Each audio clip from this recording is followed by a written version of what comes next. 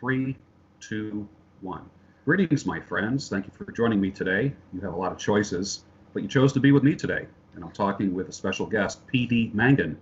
You're going to love this conversation. I want you to feel like you're just eavesdropping on two friends having a conversation.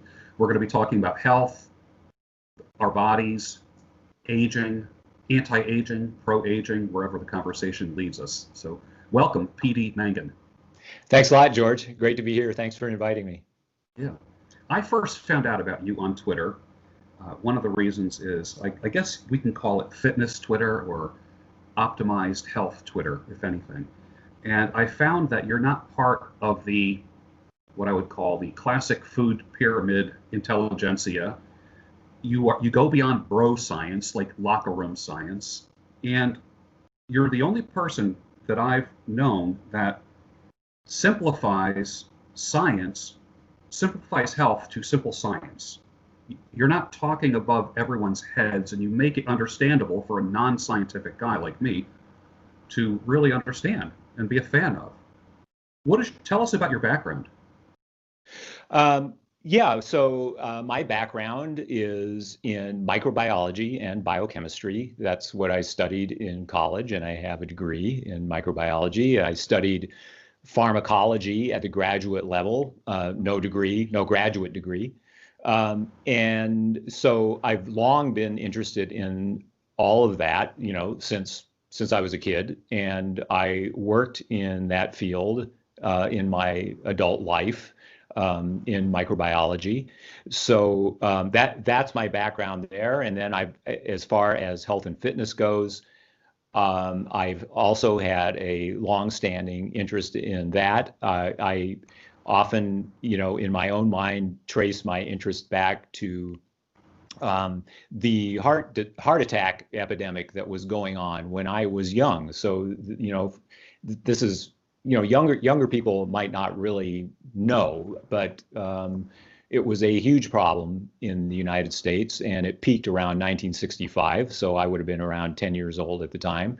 And my father had heart disease. And so he eventually, lived a long life, but he did have heart disease, and it was a big problem. And so I was very aware of this. And I, at some point, determined that it was not going to happen to me. I did not want to let it happen to me. And so I traced the origins of that, my interest in health and fitness back to that. Then it was, of course, much later when I actually started doing something about it, say the age of 19 or 20, started wanting to be physically fit and eat a healthy diet and so on. Yeah, that's great. So there was a little bit of a personal backstory as well. It wasn't just an intellectual pursuit. Right. I could see the effect of heart disease on my father. And, let's put it this way, in psychological terms, it's not pleasant, and and physically it's debilitating. So like I said, I did not want this to happen. The epidemic of heart disease is still a big killer. It's the #1 killer in the United States, but this occurs mostly at much older ages. So what I'm talking about here is the phenomenon of middle-aged men dropping dead of heart attacks. Yes. And, this rose to a great peak in the middle of the 20th century. But it's much subsided since. Like I said, it's shifted to much older ages. So this is less common now. But yes, that's my personal backstory as to how I got interested in health and fitness. What do you think is like you said, heart disease right now is what the #1 killer of men, and just middle-aged men dropping dead of heart attacks. We've heard that for years now.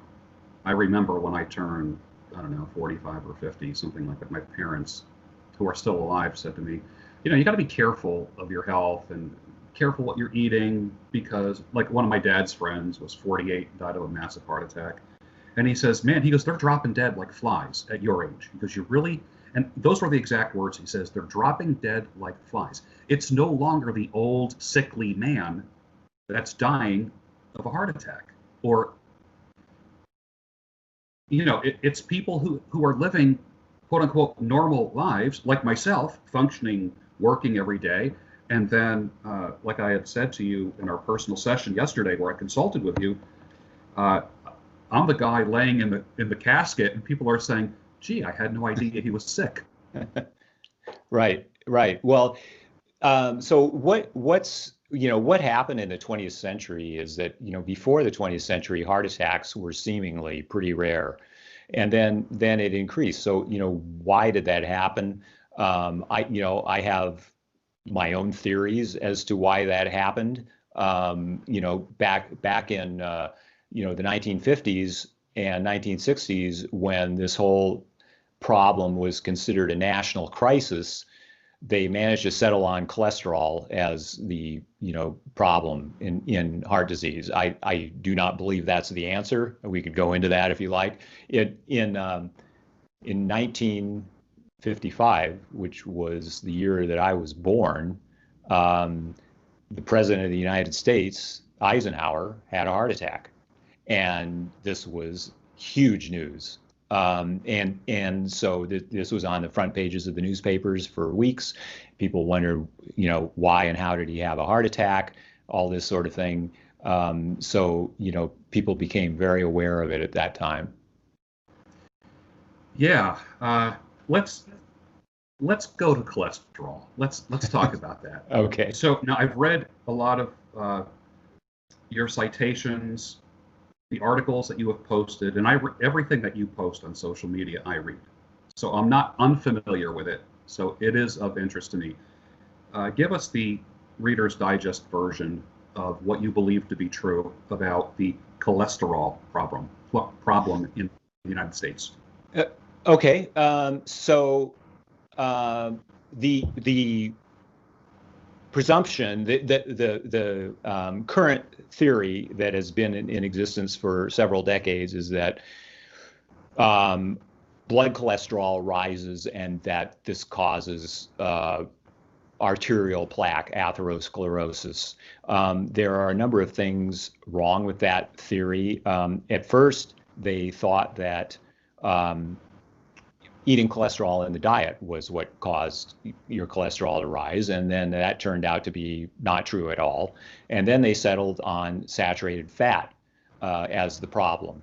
So then that was when saturated fat and meat in general, because meat contains a lot of saturated fat, started to become demonized, and people were told to eat less of it. So in any case, a number of recent reviews, by recent I mean over the last decade, have found that eating saturated fat is not associated with coronary artery disease. And in fact, it's something I just posted the other day from the Journal of the American College of Cardiology. So this is pretty high level, and they're saying, well, we don't need to restrict saturated fat because we're finding that if you eat real whole foods and saturated fat is part of it, it is not a problem. So as far as blood cholesterol goes, there have been also a number of studies, many of them, that have found that older people live longer. When their cholesterol is higher, they live longer. And this includes LDL cholesterol. So in the old days, by few decades ago, they focused more on total cholesterol. So all my life, they told me, well, watch your cholesterol. By that, they meant total cholesterol. But now they found out that correlations are very weak. So then they shifted to LDL cholesterol. And anyway, when older people have higher LDL cholesterol or total cholesterol, they live longer, and people with low cholesterol, basically below 200, which is considered fine and good. If you have below 200 cholesterol, your doctor will say, hey, thumbs up, and that's good. But if you have below 200 cholesterol and you're older than about 50, you have a higher mortality rate. So there's all kinds of things wrong with the cholesterol thesis. Perhaps the best way of looking at it, one way of looking at it anyway, is a number of studies have found that the ratio of triglycerides to HDL cholesterol is a very powerful predictor of heart disease. So, for example, one found that men in the highest levels of triglycerides to HDL had 16 times the risk of a heart attack. So, what does that tell us? That's not related to total or LDL cholesterol. What that's related to is insulin resistance or high insulin. And so everything, without going too far afield here, everything that I know of points to the fact that insulin resistance and inflammation and the things that go with it are that is what is the driver of atherosclerosis and heart disease. Is that called metabolic syndrome? Is that what that is? So metabolic syndrome, yes, is a form of insulin resistance. It's sometimes known as prediabetes, and metabolic syndrome occurs when you have a cluster of symptoms. So definitions vary, but generally, if you have any 3 of 5 markers, you're considered to have metabolic syndrome. And those markers are high blood sugar, high blood pressure, high waist size, low HDL cholesterol, and high triglycerides. So any 3 of those, if you have them, would mark you as having metabolic syndrome. And basically at that point, you could stay right there, but you would be considered to be pre-diabetic or progressing towards diabetes if you had metabolic syndrome. Interesting. And sorry, so yes, metabolic syndrome and more so type 2 diabetes confers a far higher risk of heart disease and cancer and basically every chronic disease. So diabetics, for example, might have 3 to 5 times the risk of heart disease as somebody without diabetes. Mm-hmm. Wow. What do you think contributes to that in the modern eating style of most adults? Well, yeah, very good question. One that's hotly debated, shall we say. I would tend to finger, most of all, our food environment, which includes lots of ultra-processed foods.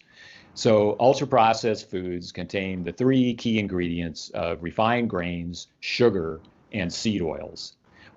So, what are ultra-processed foods? Those are the foods that are sold in boxes and bags. They have, brightly colored, have brand names on them in the middle of the supermarket aisles, including sugary beverages, also including fast food. And Americans eat a startling amount of these, depending on the study you look at, 60 to 70% of calories as ultra-processed foods.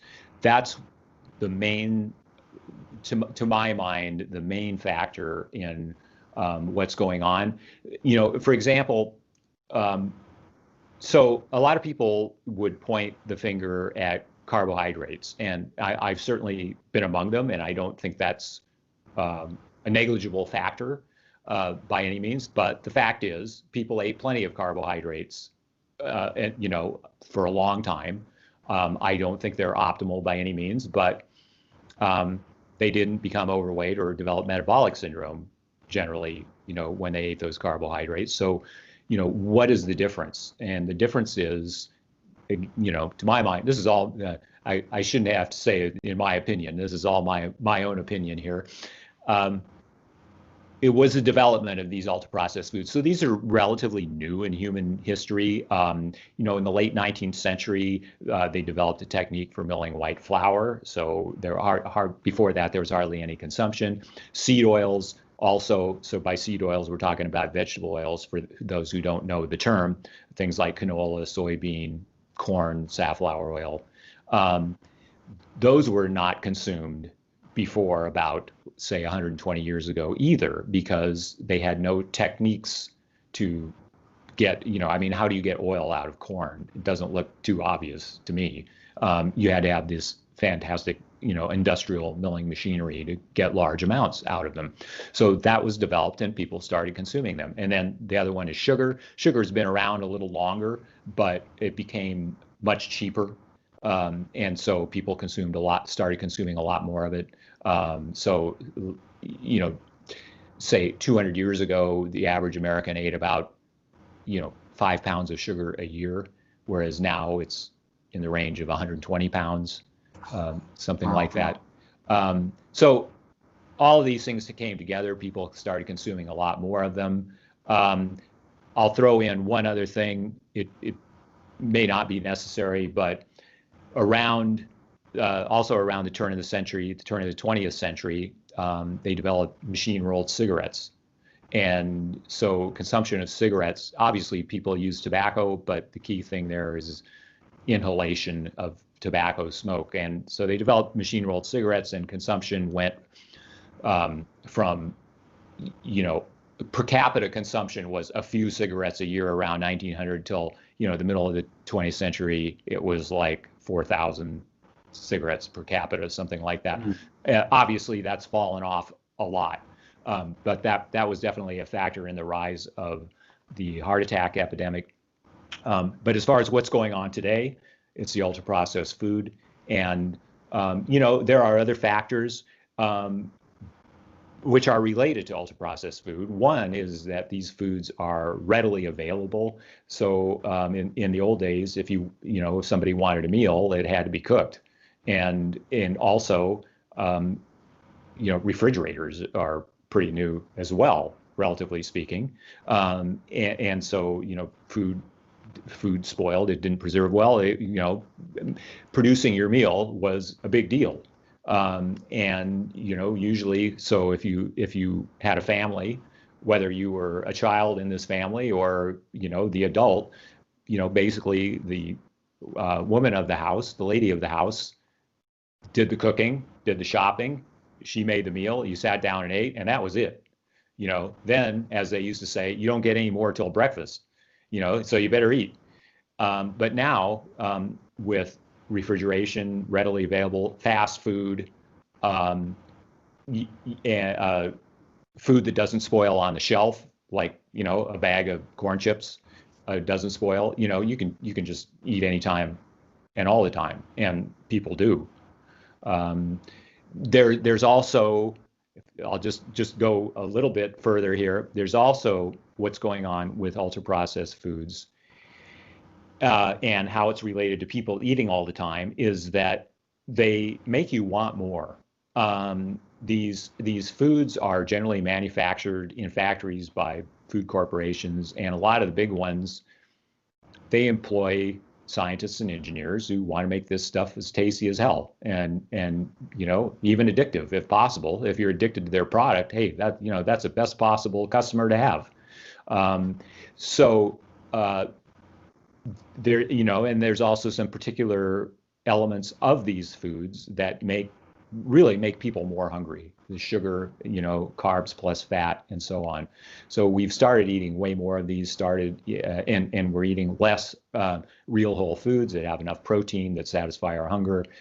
So all those elements go into putting us into the predicament we're in today in terms of health. So there is a direct correlation between the history of food production and the rise of metabolic syndrome. Right, there is. So type 2 diabetes, which is, the end result of many years of, poor lifestyle, let's say, eating wrong and not enough exercise and becoming overweight and so on, has increased dramatically in the last 40 years, let's say, with the rise of the obesity epidemic. How much has it increased? Something like 8 to 10 times the rate it was 40 years ago. So, and metabolic syndrome, depending on what you look at, I mean, if you're looking at American adults over the age of about 60, half of them have it. So yes, this is all pretty new. And why didn't we have it before? I would point the finger mainly at industrial food production and the way the whole thing works, the consumption of it, like I was just pointing out with these factors of how we can eat all the time and storage and so on. Real whole food, As I was saying the other day, real whole food spoils, and it's not easily divisible into units that can be mass produced and stored on shelves. And so, I mean, you can't, with some exceptions, you can't take meat and divide it up into exactly identical units and preserve it in such a way that it won't spoil and stick it in a box and put it on a shelf, non-refrigerated shelf. It just doesn't work that way. Same with produce, dairy products, and so on, with a few exceptions. And so real whole foods are just not suited to, mega corporations, making a lot of money off this. The three biggest food corporations are Nestle, Coca-Cola, and Pepsi. And they're responsible for a lot of, what is in the supermarket. And then people prefer them. They like this stuff, they want to eat it. It's not like you have to convince people to eat it, really. They like it. And so yeah, the whole all of the food production, how it fits in with our modern way of life, yeah, that is all responsible. There was a meme or even a theme in the nutritional world that you should shop the perimeter of a supermarket. And it just occurred to me that those three companies that you mentioned are not in the perimeter. They're in the middle of the supermarkets, the preserved foods, the processed foods. When you go into, I happen to shop clockwise when I go into a supermarket, and it's usually the produce department, and then comes like meat, dairy, chilled things, and then usually before you come to the cash register, there's usually a bakery department, which I think is kind of interesting. It's kind of like the dessert is the last thing. Right. The bakery is the last. All the sweets are the last thing that you.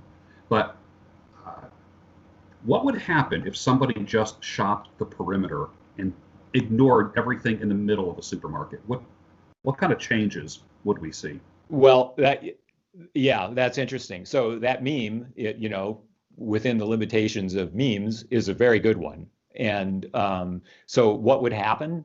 Generally speaking, a lot of good things would happen. They would be eating real whole foods. They would be eating meat, fish, eggs, vegetables, some fruit, some dairy, and all of that. I mean, I certainly get into details about those kind of foods and what is better to eat and what is not. But generally speaking, all of those things I just mentioned are way better than what you get in the middle aisles of the supermarket. They wouldn't be getting the packages of cookies and crackers and 6 packs of soda and potato chips, and I don't even know what else, because I haven't been to the middle aisles myself in a long time. But yeah, so generally a lot of good things would happen if people just shopped around the perimeter of the supermarket. Interesting. Let's talk about soy. I remember growing up and driving past farms, and I would see wheat. I'd see a lot of corn. Much of that corn was to feed the cattle. And then all of a sudden, something happened. I'm trying to think how old I was. I guess it might have been in the 70s when I stopped seeing high crops and I saw this low growing green thing, and I would always say, and fields of it. I'd say, what is that? Because I never knew what it was. And I remember someone saying, that's soy. I'm like, all right, so they're growing soy now rather than corn in the higher growing crops. And I'm seeing soy fields as far as I can see in more countrified areas. What role is that playing in all of this internal pathology? I'd say on the whole, pretty large. And the reason is that soybean oil comes from soy, obviously, and soybean oil is very cheap and it is put in ultra-processed foods. So if you look at, virtually any label on a packaged food, you're going to find soybean oil as a component. Some more and some less, but it's always going to be there, pretty much always going to be there. And seed oils are, definitely bad news.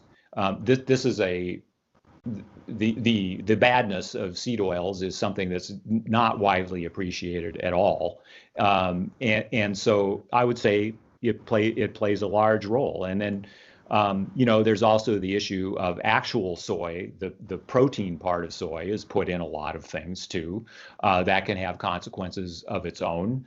I wouldn't want to.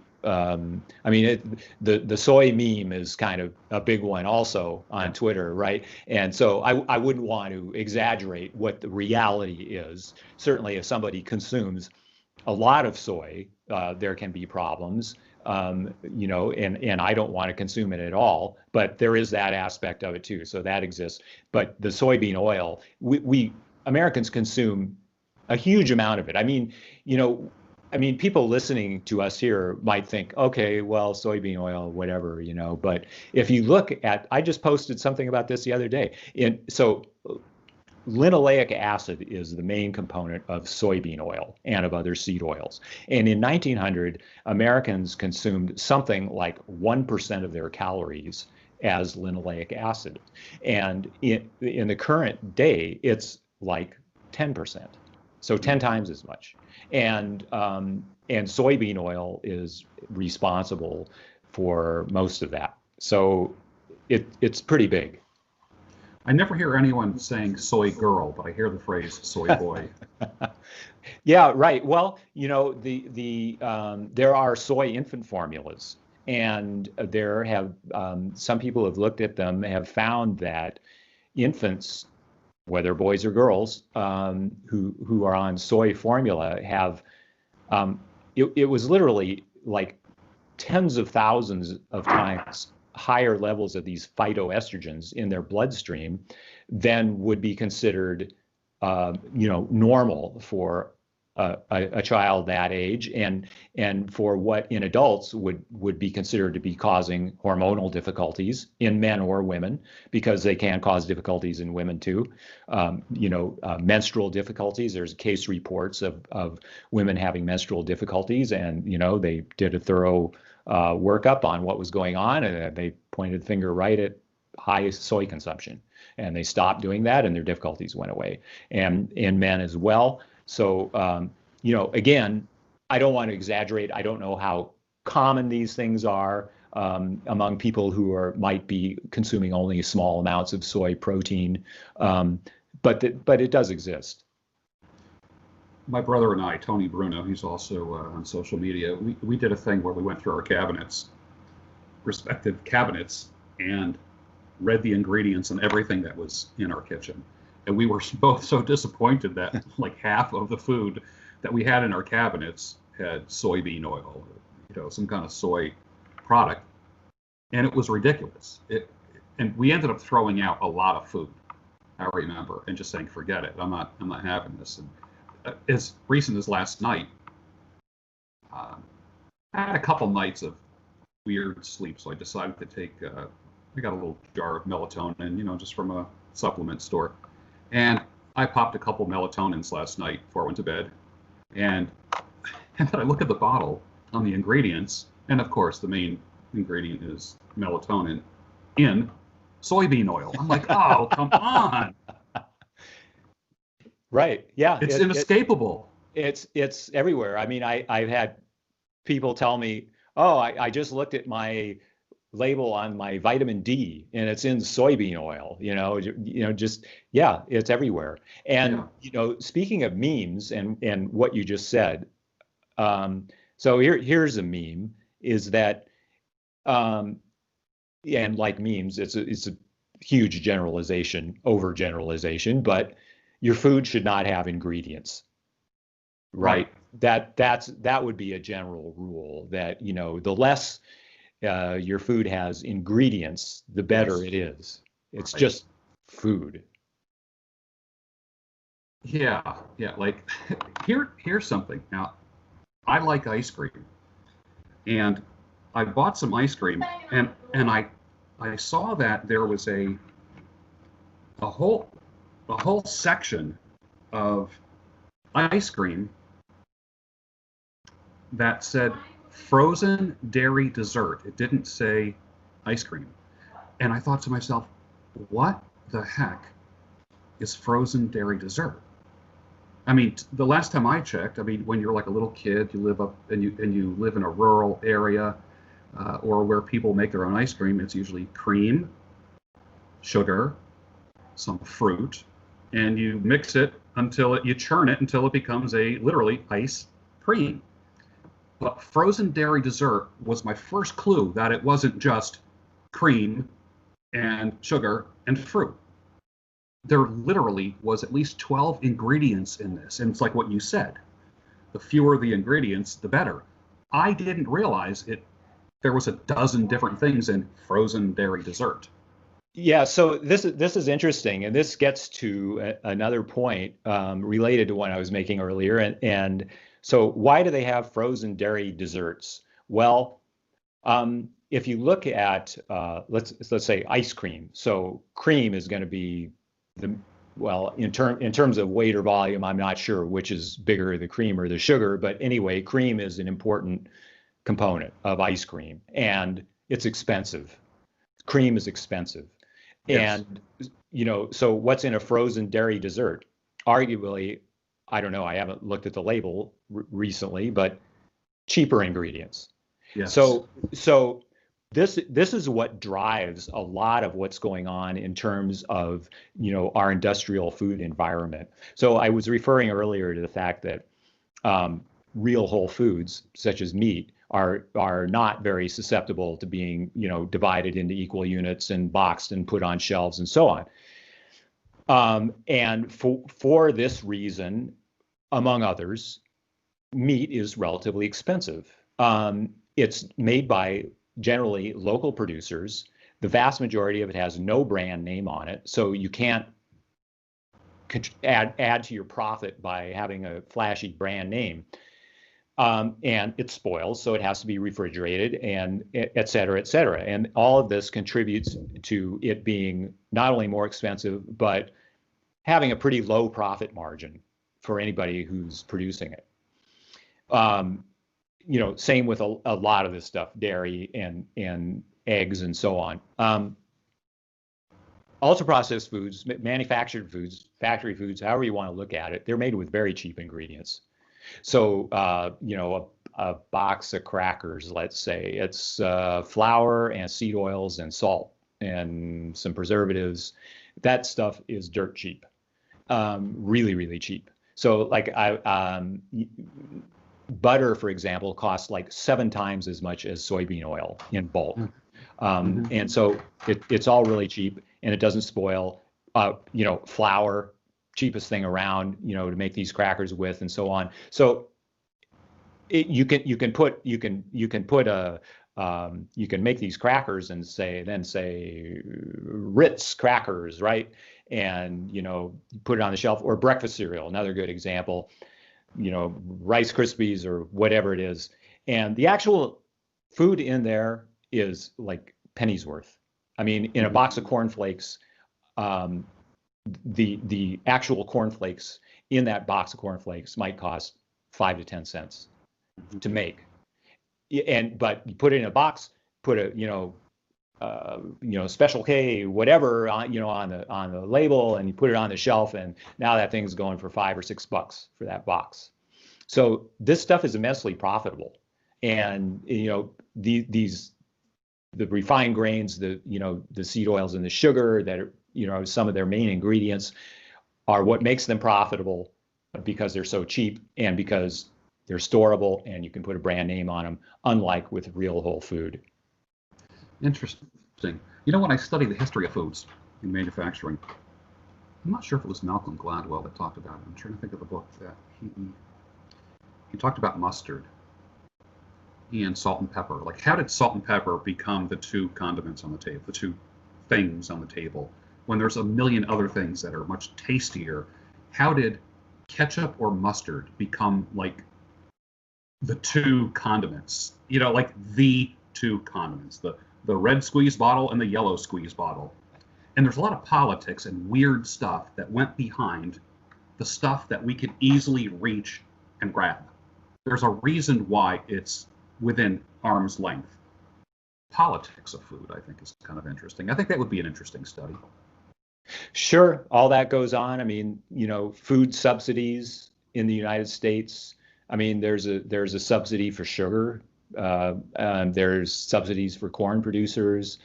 And to be fair, I believe there are subsidies for meat too. It's not a topic I've looked into great depth into, but yeah, there's all kinds of food subsidies, and the degree of the subsidy is obviously going to determine how much of it is produced and how much they cost. So yeah, definitely politics. Things like mustard and ketchup. I mean, they're obviously cultural aspects to that. I mean, in many other parts of the world, people like very spicy food. Right. And Right. and our tastes have changed more in that direction in recent decades, but until fairly recently, we didn't like spicy food. So there's all kinds of things going on in what determines what we're eating. When I think about, I believe it might have been in the movie, these documentaries where they do kind of frighten you a little bit. I think it was Food Incorporated. I'm not totally sure, but they said, 100 years ago, your food traveled somewhere between 2 and 5 miles to get to you. Now the average product in your cupboard travels 1,300 to 2,000 miles to get to you. Food was a local endeavor. Right, right. Yes, so that's changed tremendously. I mean, I've looked at this through the lens of, so environmental sustainability is a big buzzword these days, or buzz phrase, as the case may be. And I've looked at some of this, and when they're flying fruit in from the Middle East, for example, to the United States for us to eat, I think, wow, talk about not environmentally sustainable. California, for example, my home state, is the nation's biggest agricultural state in terms of sheer volume or money, however you want to look at it. And one of the things that California produces a lot of is produce. So that's all got to be shipped. And so yeah, it's incredible that now we're able to eat things from all over the world. A lot of it, of course, is this processed food because it doesn't spoil, but other foods too, like fruits and vegetables, gets shipped. So right. And here's another thing. So how much did people, Americans, obviously I'm making generalities here and over long periods of time, but how much did people eat fruits and vegetables before relatively recently? It seems like really not very much. Fruits would have been available only in season. So, there was no refrigeration. You couldn't truck them anywhere. So it would be only in season and only locally. Um, like for example, I once upon a time I lived in West Africa, and at one time of the year the mangoes get ripe, and like for 6 weeks there's just mangoes everywhere, and everybody's eating all the mangoes they can, and then they're gone. There are no more mangoes, right? So something like that would have been the situation everywhere. But now we're told that we've got to eat all these fruits and vegetables to be healthy, and that's somehow natural to be eating all these fruits and vegetables. And the evidence doesn't seem to bear that out, that anybody really ever did that much until the modern age. There's the other example, another aspect that let's say you're hungry, and we're not in the modern age, we're hundreds of years ago, and you're hungry. How appealing does a head of lettuce look to you? Hmm. Not very. There's Right. just there's just not much energy in a head of It's not lettuce. substantial. It's not substantial at all. If you are uh, a member of a hunter-gatherer tribe and there's some kind of wild plants like lettuce growing nearby, you're going to say, unless you're actually starving to death, you're going to ignore them. They're not even worth your while. You're going to go for the big kill, or if there are tubers around to dig up, you might dig up those because those are more substantial. So you know, we just very likely did not eat many of those until fairly recently.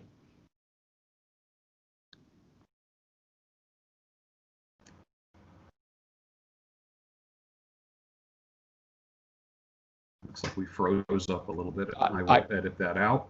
okay. I don't know if you yeah, you froze up a little bit there to me Okay. from my end. Okay. I'll edit that part out, so we'll have some continuity. Hey, Okay. let's shift gears to physicality, exercise. You are 65 years old. You are trim. You look healthy. You feel healthy. You talk healthy. Uh, you back up everything that you teach. I was surprised when I first learned that you're not a quote unquote gym rat, that you kind of have this almost a minimalistic approach to working out, using resistance and cardio and all this kind of. Tell me about that. Explain to the audience that. Okay. Well, yes, I do have a minimalist approach, and I think that the minimalist approach is the best approach. It's I guess I can say that because it's not my invention by any means, but I have been interested and practiced weight training, resistance training for some time, and so I have settled on this approach after looking into it and trying different methods and researching what's best, and I believe this is the best way. So my current to give you specifics or a concrete example, my current workouts take me approximately 25 minutes, and I do them twice a week at most. I actually sometimes I've been known to skip one if I'm not feeling fully refreshed and ready to do one. I'll skip one or have an extra rest day in there. So generally twice a week, 25 minutes at a time. That is all you need, and it obviously, for that to be all you need, one has to know how to do it correctly. So you can look at it this way. A number of a whole lot of different techniques in weight training are effective in some degree to or another, right? So the question is, what is most effective, and what is also a very important consideration, what is the safest? Because a lot of people get injured doing weight training, and so you really want to avoid that. It's not necessary to ever get injured. Typical gym bro will consider, oh well, you get injured once in a while. It happens. Well, no, it should never happen. So what is the safest and most effective is high intensity resistance training. It's the way I train, the way I teach. Like I said, it's very short. At least much shorter than a typical workout at 25 minutes. However, those 25 minutes are very intense. So, it's focused, hard work. There's also no need to do multiple sets. So, which is one aspect of it that takes conventional weight training a lot, makes it a lot longer, is that people will do one set of an exercise, then go sit down for a minute or two, then go do another set, sit down for a minute or two, et cetera, et cetera. And in my form of training, you don't do that. You do one set to momentary muscular failure, which means you do reps in good form until you cannot do another one. Literally cannot do another one. And then you move on relatively quickly to the next exercise, stopping only if you have to catch your breath or break down equipment, perhaps something like that. You don't have to run to the next exercise, but no sitting down either. So that's how it works. You get a good cardiovascular workout when you're doing this. Your heart rate is up and your respiratory rate is up the whole time you're doing this workout. And that is all you need. And the other times when you're not, let me back up. Muscles don't grow in the gym. They grow outside the gym. So when you're not actually working out, you're resting, you're eating properly to allow your muscles to recover and gain strength and mass. So that's how it works. I have found as I'm getting older, for me, flexibility is more important than strength. But here's the thing. I find that when I stretch, I also get strong. But if I do just strength exercises, I don't get flexible. Well, okay. So I do no stretching or flexibility exercises whatsoever. I mean, Oh, I might, wow. yeah, I mean, other than, a little bit of this before I start, but not, nothing that takes me more than a few seconds. Yeah. Um, so I believe your best bet for being flexible is to be strong. And I also would perhaps, not sure exactly how you put this, but perhaps dispute what you had just said about the relative importance of strength and flexibility. Hmm. Strength in the form of muscle mass is strongly correlated with lower mortality rates and longer life. So um, this is one thing that as we age, we lose muscle. That's a natural consequence of aging. If you're, it's been detected as low as the age of 30 that people are losing muscle, and it accelerates with each passing decade. And so, such that by the time someone is 80 years old, they can have lost half the muscle mass they had when they were Mm. in their prime. So it's a big deal. It results in worse metabolic health. It it re, at its extreme, it's a condition known as sarcopenia, which is basically muscle wasting. And when somebody has sarcopenia, they are more frail. They tend to get into the helpless stage of life where they need help with everything, Yeah. with the needs of daily living, right? But even well before that extreme, for people like you and me, more muscle means better metabolic health, and so yeah, strength and muscle are extremely important. The fact that this we lose muscle as we age points to something about aging, as to what aging actually is, and what it does to you.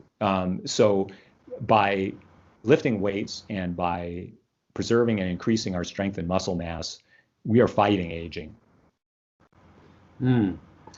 Well, I learn something every time I talk to you, and it makes sense. I've always I've always had a hunch that the lifter will live longer than the yogi. Uh, um, so of course, bodybuilders don't exactly have a great reputation for long life, but of course, Right. your typical modern bodybuilder, at least the ones that we're aware of that get publicity, are doing a lot of other things that they shouldn't be Yeah. doing for a longer life. But certainly, being a natural bodybuilder, if you want to put it that way, is, yes, it's very good for you. Very healthy thing to do. Let's talk about longevity. Let's talk about the anti-aging movement. Let's start with my female audience. I have a very vocal female audience. Help them with their health. Let's just say from, I don't know, let's just say 35 and up. So, really, the health needs, the what women should do, really don't vary much, if at all, from what men should do. So women should do resistance training, um, Yes. and um, just as an aside, some women don't want to do resistance training. I don't want to get all these muscles, and I don't want to look like that, and so on. And when I hear that, what I say in reply is, nobody becomes a bodybuilder by accident. It's very difficult to build muscle, and Right. the bodybuilders you see that are prominent, whether male or female, have spent years and years of highly dedicated effort to getting that way. And nobody just develops muscles on accident, right? It's like I said, it's hard. Many men wish that it were a lot easier, because of that. So anyway, so women need to have no fear of that. Um, and women also have, naturally have higher levels of body fat, and much of this is subcutaneous body fat, so muscles don't become as prominent anyway. Um, the other thing is, so women also lose muscle in aging, just like men do. And so resistance training, women should do that as well. Also, like men, they should strive to be to have good body composition. So good body composition refers to a relatively high level of muscle and a relatively low level of body fat. Again, this is going to vary between men and women because women naturally have higher levels of body fat and lower levels of muscle. But relative to other women, they should strive to have more muscle and less body fat. And that's more conducive to better metabolic health and longer life. So there are all these things. They should eat real food just like men. They should perhaps, if they want to go that extra bit, do intermittent fasting just like men. So there's no real difference there. As far as aging goes, what I mentioned about the fact that we lose muscle pointing to something about aging. As we age, we also become in worse metabolic health. So that is really a cardinal sign of aging. We not only do we lose muscle, but we tend to put on body fat. Insulin sensitivity becomes worse. Everything about our functioning is less efficient. So that by doing all these things, by doing resistance training, by eating right, by staying lean, etc., we are fighting aging. So that is, the fundamental aspect of fighting aging is to resist those tendencies, those pressures of aging that where aging is naturally carrying us, to resist that. So it's not so much female health or men's health. It really is human health. Yeah, absolutely. I mean, obviously, women have different needs in some areas than men do, but overall, with the things I'm talking about, it is human health, not, and it doesn't vary by whether one is a man or a woman. That's great to know. So a lot of the men's health / women's health is really a marketing thing, for products and magazines and. Well, sure. I mean, yes. I mean, like men's health. So what is men's health from a marketing perspective? It's generally looking really muscular and having six-pack abs and that sort of thing. So yeah, it is marketing. You don't need to have six-pack abs to be healthy, although it can be a good indicator. But and in terms of women's health, yes, pretty much the same thing. There's in women's health, there's this, you hear about, tone your arms or, tone certain parts of your body, right? Because as women get older, they tend to have some sagging parts of their body and they don't want that naturally. So this is really, there's no such thing as toning. You're either building muscle or you aren't. You're either keeping body fat low or you aren't. Doing triceps extensions to tone. Forget it. You want to do a regular whole body resistance training workout. I think you just killed a few sacred cows right there. Okay, good. I like that. There's no toning. You're building muscle or you're not. Right. Wow. Well, gosh, we could go on forever. I have a funny feeling this could be a whole series where we get together periodically and talk about health trends, food, testosterone, estrogen. It can just go on forever. How can people find out more about you? Where would you direct them to for any resources or coaching or so forth? Well, my main theater of action these days is Twitter. My handle is Mangan150. So that would be the main place. I also have a website, of course, called roguehealthandfitness.com. So they can reach me in either of those places, and there they can find links to my books and to my training plans and my coaching program. And it's for all human beings. It is, yes. Some of my books are written more specifically for a male audience. However, my training programs and my coaching program are not specifically aimed at men. Excellent. Well, thank you for being on the show today. I hope we can do it again sometime. And I look forward to learning. I mean, I literally had a couple challenging moments here that I need to change a couple things as a result of just this alone. So thank you so much. Hey, it's my pleasure, George. Thanks for inviting me. It was great talking to you.